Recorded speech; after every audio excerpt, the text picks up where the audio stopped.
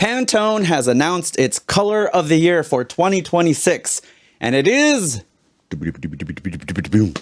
Cloud Dancer. Cloud Dancer thinks mayonnaise is spicy. Cloud Dancer gets sunburned in the shade. When Cloud Dancer found out that my friend is Thai, it asked him if he had seen season 3 of White Lotus. Cloud Dancer is very impressed that I speak English so well and asks me where I'm from, where I'm really from. Cloud Dancer moved to the Shawn neighborhood of DC and files noise complaints with the police that the T-Mobile store plays go-go music. Cloud Dancer still calls us Oriental. I hate this shirt. I don't like collared shirts, and this is like the only white thing that I have to wear somehow. And it's got these weird cufflink sleeves, and I don't know where they're let me take this shit off. That's better. Collared shirts make me feel like I'm like choking myself. Sometimes I worry that I'm a bummer to be around. Lots of things can just trigger off like a 5-minute rant for no good fucking reason. Case in point, this whole Pantone Cloud Dancer bullshit. The first thing my wife asked me when I started going off on this, she's like, well, why does it matter? You don't use Pantone when you color comics. And that's true. I don't use the Pantone system in my day-to-day work. When I was making enamel pins, I did use Pantones to send to the manufacturer so they could get the colors right. I haven't made many pins lately just because I have a backlog that I still haven't sold. So it's one of those kind of things. So yes, from a practical standpoint, possibly maybe I'm giving too much thought to this. I tend to give too much thoughts to many things. But on the other hand, I think it does matter because when we're talking about Pantone, we're usually in the world of design. And I think design matters a great deal because it influences the way we interact with the world around us. Things like signs. They tell us where to go. They give us directions, instructions, instruction manuals. Those are all well designed for the lowest common denominator. So like regular people can figure out how to put things together. Color choice, very important. Color choice speaks to our emotions, especially in marketing. It can motivate us to buy a thing or pick up a thing, that sort of thing. Design is everywhere. Design helps us navigate this crazy world. It helps order things. It helps put things into perspective. It makes it easier for us to understand what is around us, the world around us.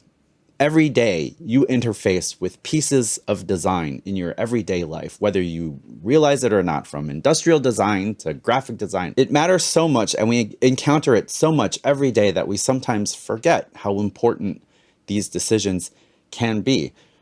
So from that perspective, I think the color does matter, and everything is political. Everything is political, whether you like it or fucking not.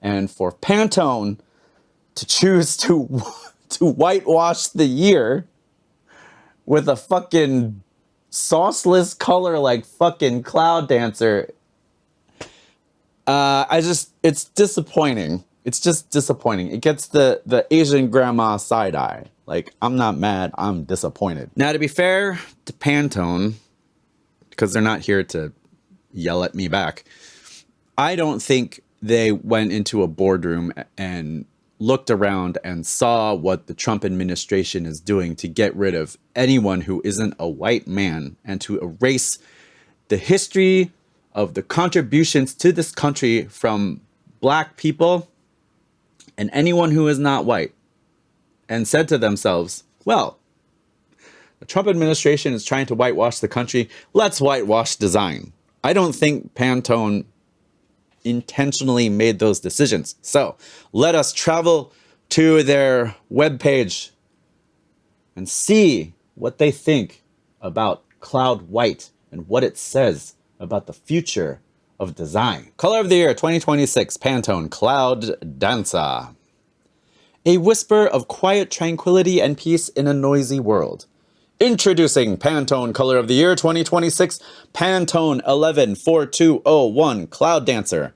A lofty white that serves as a symbol of calming influence in a society rediscovering the value of quiet reflection. a billowy white, imbued with serenity.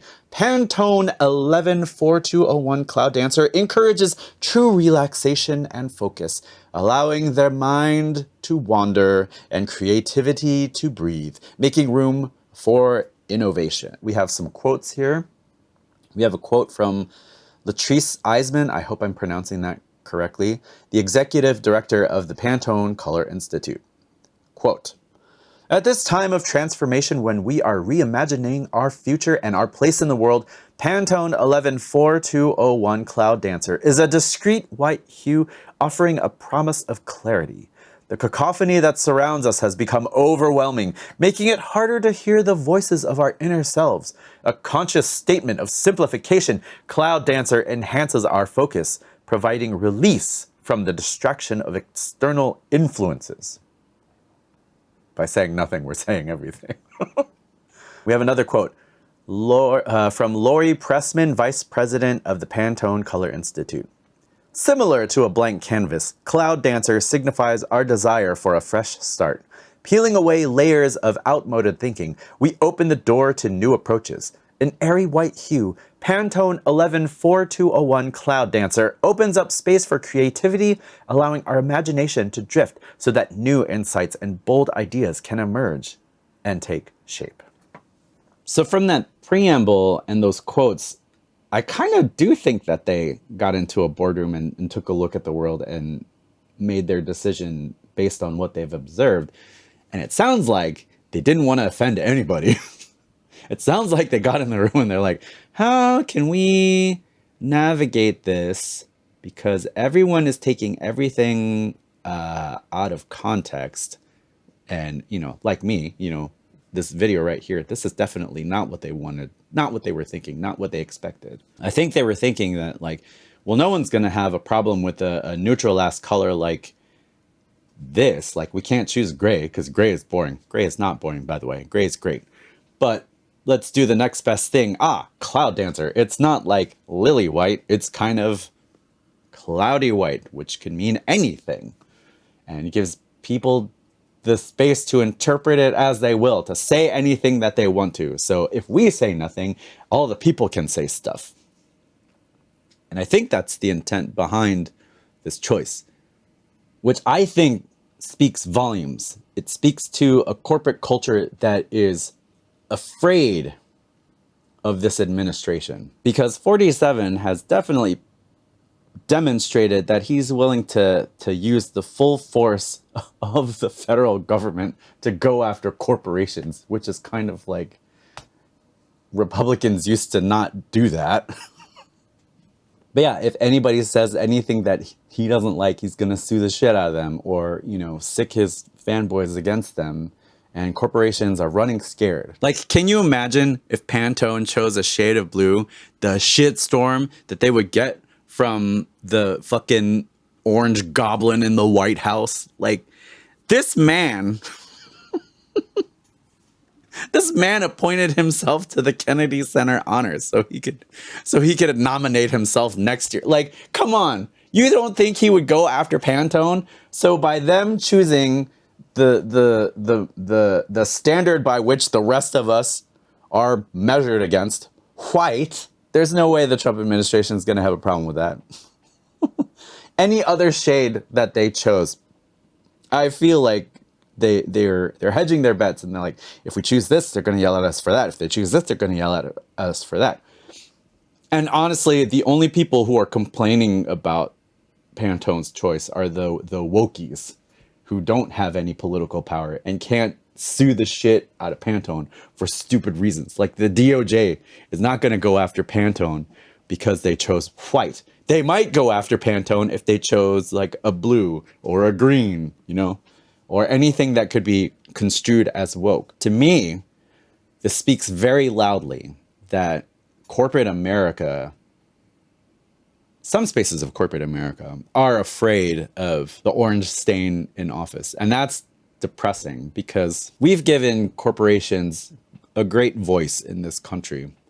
And it turns out that they don't have anything useful to say with their voice. Very few corporations have stood up against the Trump administration. Some of them are bringing their backbone back, like Costco is suing to get the tariff money back. But we've seen other giant corporations like Target crumble in the face of any sort of pushback from the federal government. Like Target is capitulating by getting rid of all their quote unquote DEI stuff. It's disappointing, giant D disappointing that Pantone would demonstrate such fear in the face of this, of what's going on, you know? Design is not free from politics. Like, let's just get that out of the way. I know people like to think that it is, but going back to my original thesis where design helps us interface with the world around us, those are decisions made by other people. And anytime a person makes a decision, there's politics involved. There's thought behind that, whether intentional or not. Things you design are affected by politics. I guess I don't really have a solid conclusion to this because, like, Pantone's not going to listen to little old me. I don't use their system in my day-to-day. And even if I did, little individual creators don't really influence giant corporations, worldwide corporations. Like, come the fuck on. I guess I just wanted to make a couple jokes. I mean, I hope that in 2027, Pantone picks something fucking wild, fucking unexpected, something that just punches you in the face and makes everyone pay attention for the reason it being so bold and new and unexpected, rather than half of us just laughing at it and making fun of it and shitting on it. You know, wouldn't it be fun to be paying attention to this because it's so bold and so unexpected and so wild, rather than, oh, this is the most boring shit I've ever seen in my fucking life. Like, come the fuck on. Things aren't white enough. I guess that is my point. For 2027, Pantone, put on your big pants and pick something awesome. Pick something revolutionary. Pick something that punches us in the face and says, holy shit. Pick something that makes us all stop and stare and have a moment, rather than like this landlord coded bullshit. Pick something that makes us all stop and catch our breath and look at it and say, yes, this is that year. This is the year for us to do something fantastic and bold, instead of, oh, 2026 is the year we all fall asleep and try to sell our condos. Like, you know, pick something that says something on its own that you don't need a fucking preamble to explain. Pick something that we all look at and be like, aha, I don't know what this really says, but it makes me feel like I need to say something awesome, rather than I need to shit on you for however long this video goes. All right, that's it. I'll see you later. Bye.